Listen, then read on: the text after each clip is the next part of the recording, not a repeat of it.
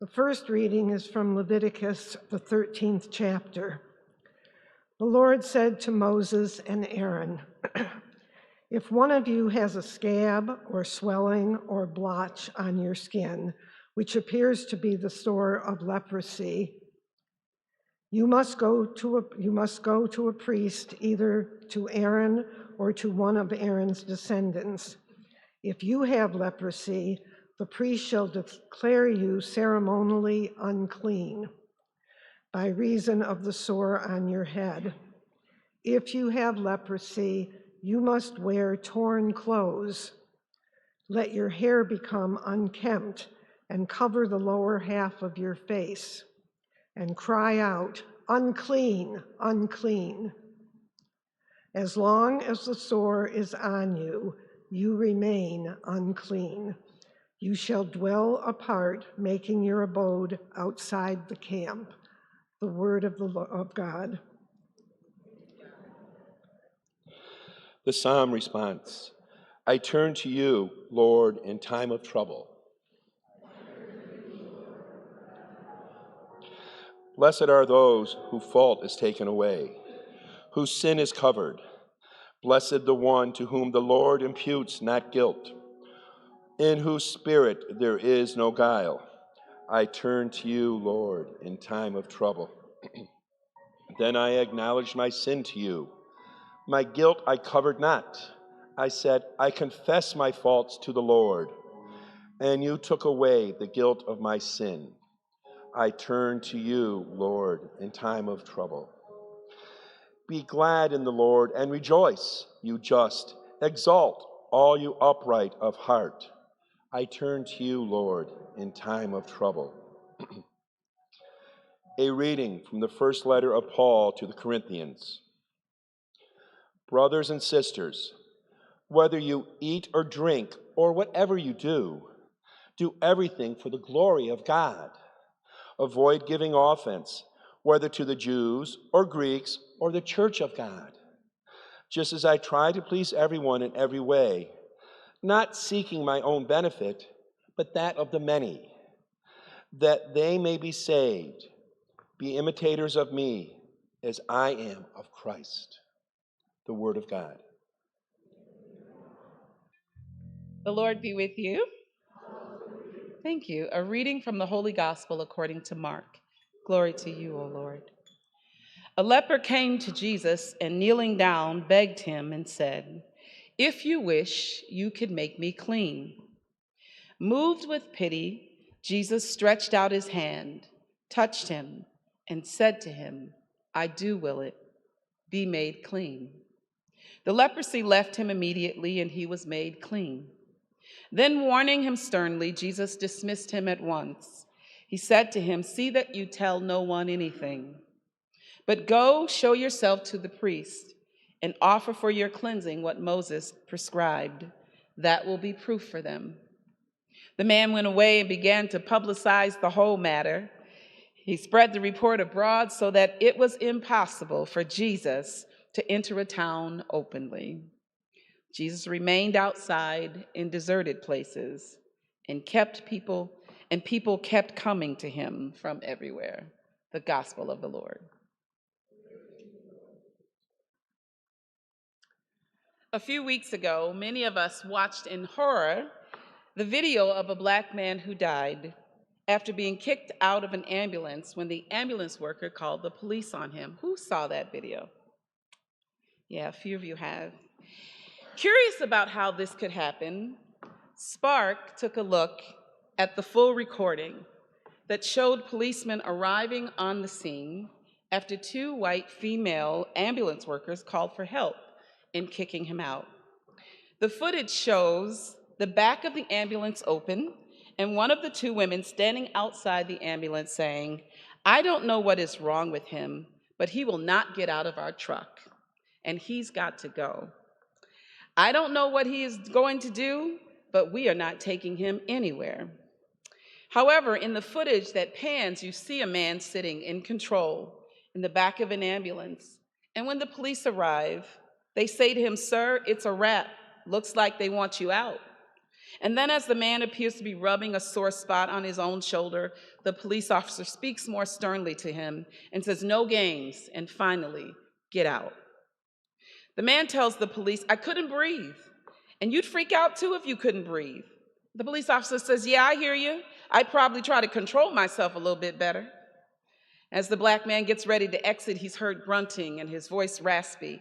He begins to put on first one coat and then another. Making a last-ditch effort for transportation to the hospital, he says to the officer, "Will you take me to the hospital, man?" For which the officer says, "No." And the female ambulance worker says, "You told us you had pain from drinking water, and you came at me, you jumped at me and my partner, and demanded oxygen, and you would not let me go." She went on to say, "We tried to take you, but that was just unacceptable. There was no reason for this, and there was no issue." At which point he made his way to a nearby bench. There, unattended, he collapsed and fell to the ground on a cold night. Footage showed him being ignored for an entire 2 minutes by both ambulance medical workers and police personnel. And a little over 2 weeks after the incident, the man died. For white people who saw it, there was much outrage. But for people of color who looked like me, it triggered trauma. These invisible wounds that are often caused by racial trauma in communities of color, often many times in isolation. Dr. Ken Hardy wrote a new book called Racial Trauma: Healing the Invisible Wounds. Recently, he gave an interview about his book, and he said this: "I think that we live in the context of racial oppression, almost like a noxious gas we can't see that infiltrates us. On top of that, it is compounded by the fact that in our society, we have a tendency to deny the significance of race, which is a lethal combination." He went on to say that to have people of color subjected to such conditions that are oppressive and have a broader social, cultural context we are in, deny it, is harmful. There was clearly something wrong with this man, but for him, they made his skin color the disease, a practice that goes way back for people of color, and especially Black people in this country, through the practice of white supremacy ideology embedded in our systems. His crime was that he touched her, a white woman, and wouldn't let her go, demanding oxygen. He wasn't demanding money.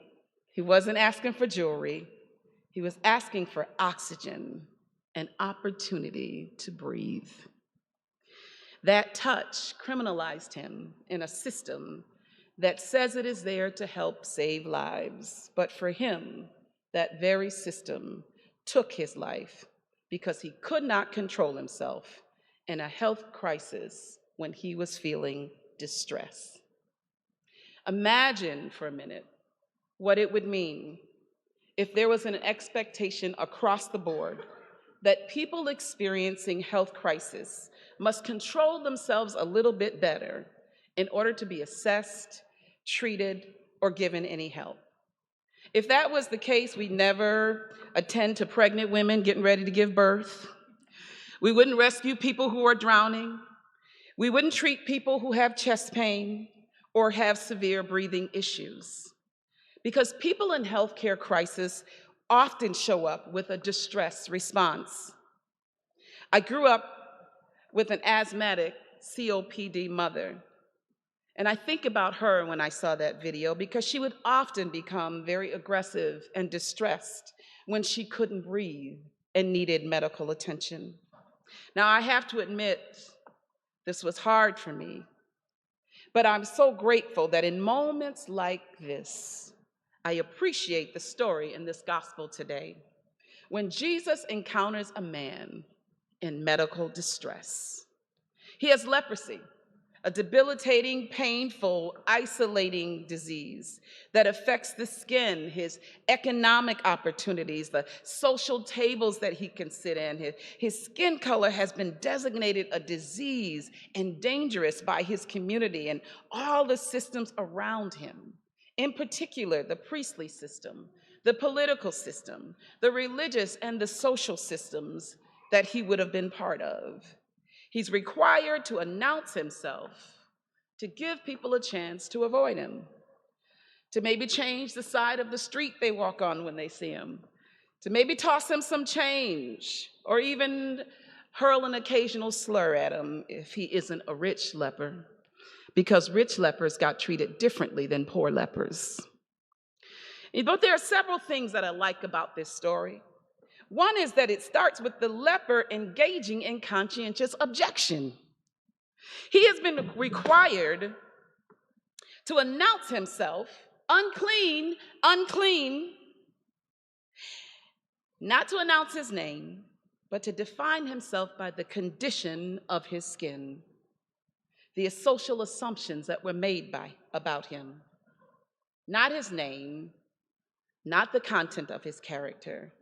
And this man refuses to play the game.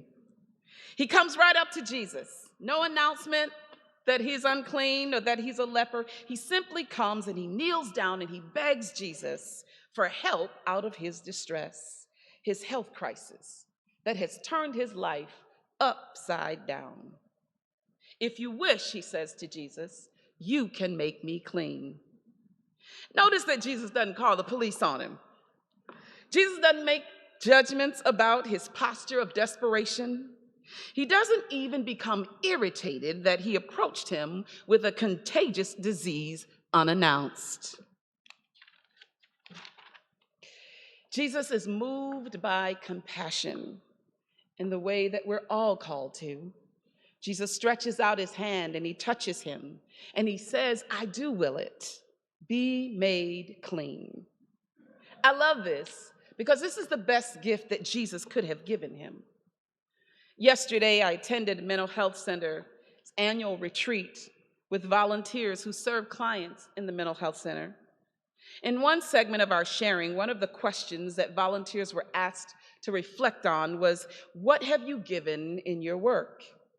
And one of the volunteers said, there was a patient that I saw who had been labeled with the diagnosis of bipolar all of his life by family and therapists and friends, and that labeling was causing him great pain because it was used to dismiss him. She said, I told him that you have ups and downs, but you're not bipolar by the clinical sense. She said, everybody has ups and downs, and she watched a sense of peace come over him. He finally felt seen. The volunteer told me what I gave him was the gift of taking away the label and the stigma.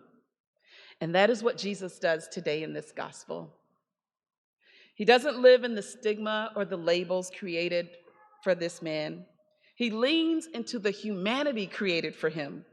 Jesus teaches us how to take a different pathway for the vulnerable, how to love those who are labeled and treated as lepers in our society, who carry stigmas around their designated social identity, whether it is race or class or sexuality or documented status. He teaches us not to punish poverty, isolation, and skin color, but how to move willfully with compassion, how to take risks for liberation, how to sign up for healing the world and not adding more burden to it. This week, I attended a talk on the impacts of structural racism at Nazareth College.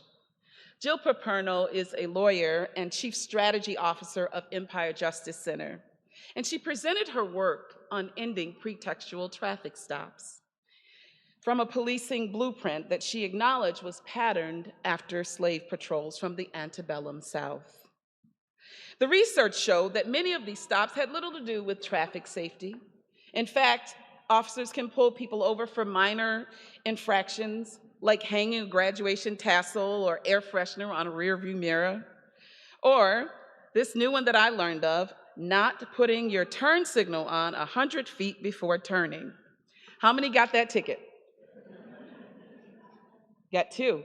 Jill Paterno told us that in her years of being a lawyer, she only saw those tickets given to Black people in her entire career.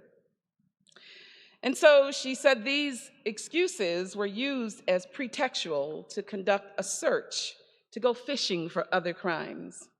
She said not only are these low-level traffic stops unnecessary, unfair, and biased, but they also create unnecessary opportunities for confrontation that can be dangerous for both officers and motorists. These stops, she said, also lead to community distrust and take resources away from more important public safety needs, while rarely helping police to solve crimes. And then she shared a report with us from the National Association of Defense Lawyers that said this. They said African Americans in these pretextual stops are subject to both non-lethal and lethal use of force at disproportionate rates. In fact, she said the young Black men were 21 times more likely to be killed by police than were young white men. Even when no arrest is made and there is compliance, the research showed that there are 21.2% more likely to experience some form of force. In studying the impact on the African American community as it relates to this kind of structural and systemic racism, they found that these encounters with policing systems that often begin with pretextual stops create an entree to look for something more and has lasting impact on the physical and mental health of Black people, their education, their employment opportunities, their financial wellness, their civic engagement, and their sense of community, all beginning with pretextual stops. Candace Lucas also presented that day, but she presented a hopeful report for us from the Race Commission that offered 5 systemic solutions to end structural racism. And here's what they are. She said we could create and invest in sustainable economic opportunities in Black and Latinx communities to promote and maintain self-sufficiency, entrepreneurship, and advancement. That was great news because the GBI program that we were administering came out of that recommendation. And we're hoping to create a permanent GBI program for households with school-aged children when that pilot is over. The second thing they offered and proposed is that we implement and incentivize practices and programs that increase racial and ethnic diversity and cultural competency of employees. Here at Spiritus, we live that out by implementing racial justice training for our leadership. We've hired 3 people of color on our parish staff. We've added people of color in diversity to lead our parish inreach ministries. We've integrated the practice of restorative justice in circles for racial harm done. And we've added Juneteenth as an organizational holiday. The third thing that they propose is that we end practices that disproportionately drain resources from Black and Latinx communities. The fourth is to decentralize services and to embed them in trusted agencies throughout the community. And we saw this from the county and the city in the decision to use ARPA fund dollars to support and resource many BIPOC organizations in our city that is doing great work. And the final one is to embed accountability measures in all policies to ensure equity and fairness across all services, programs, and delivery models, making sure that accountability in systems is important in bending the arc of justice. So maybe what you're already doing in addition to that, you may want to consider proposing some of these or implementing some of these recommendations. Dr. Hardy, who does extensive work with people of color in family therapy, says, I stopped asking people of color what is wrong with them. And now I treat hidden racial traumas by asking, what happened to you? What hurts? He's learned to trace their racial trauma to culminations of massive onslaughts, he says, of dignity assaults, both micro and macro, within systems they experience. And Jesus engages in solutions today. He doesn't add to the burden. And when we look at his life and we follow him, We too are called to engage in alleviating not only personal suffering, but systemic and community suffering as we follow Jesus. It is why we hold on to the theme for our annual fundraising concert with Spark at the end of the month, and we call it Love and Justice. Love and Justice 3. It is also why this year we are hosting Dr. James Sanders as our keynote speaker on reparations for New York State. You see, Jesus touches this man with leprosy with the touch of God, with the touch of love, and leprosy left him immediately.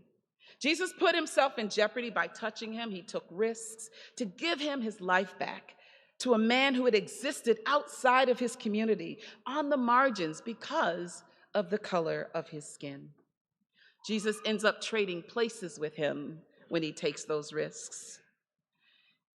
He wants the man to be silent about his transformation and his liberation. He wants him not to tell his testimony. But this is no time to be silent. Have you ever been able to hold your peace about what God has done for you? It becomes a time of celebration, a time of calling a community into this sacred work that, look what God has done. And when this leper is asked Jesus to be made clean, he isn't just asking for personal cleansing. He's also asking for cleansing of systems that impacted his life. And that is the gift that Jesus gave him. My grandmother used to say, baby, we have to clean up what we have messed up. And sometimes we have to clean up what other people have messed up. It will take the courage, friends, of all of us. The same courage that it took for Jesus to repel the haunted histories of discrimination and injustice against the lepers of his day. He changed the system of response for him. Just as we at Corpus Christi, when we changed the religious system to welcome everybody, we ousted discrimination against women, LGBTQ plus folks, divorced people. We offered communion to everyone. We changed the system of response.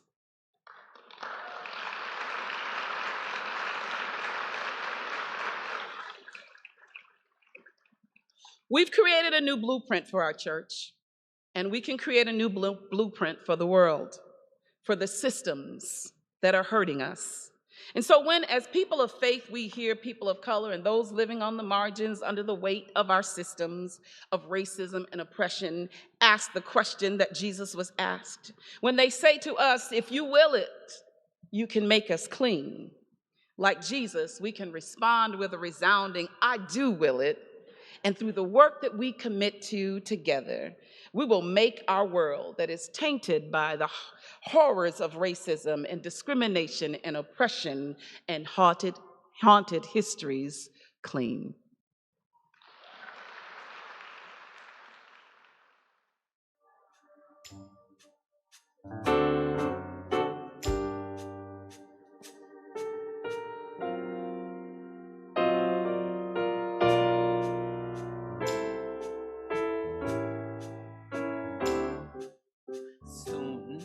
I will be done with the troubles of this world, the troubles of this world, the troubles of this world. Soon I will be done with the troubles of this world. I'm going home to live with my Lord.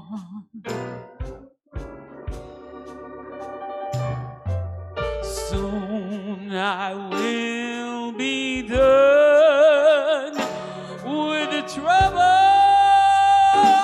of this world. Oh, the troubles of this world. Lord, the troubles of this world. Soon I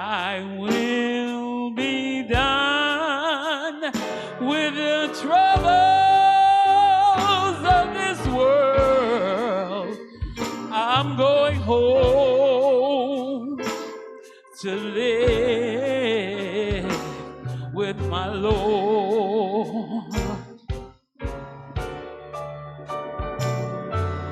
No more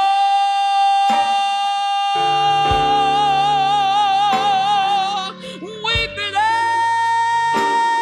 and wailing.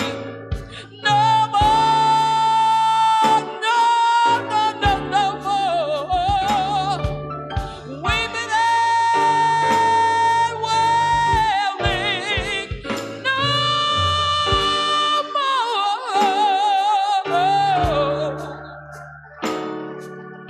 weeping and wailing.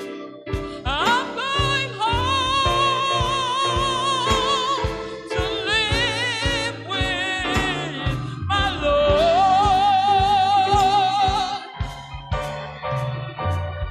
Oh, soon I will be done with the troubles of this world, the troubles of this world, oh, the troubles of this world. Soon I will be done. Soon I will be done with the troubles of this world. I'm going home to live, my Lord.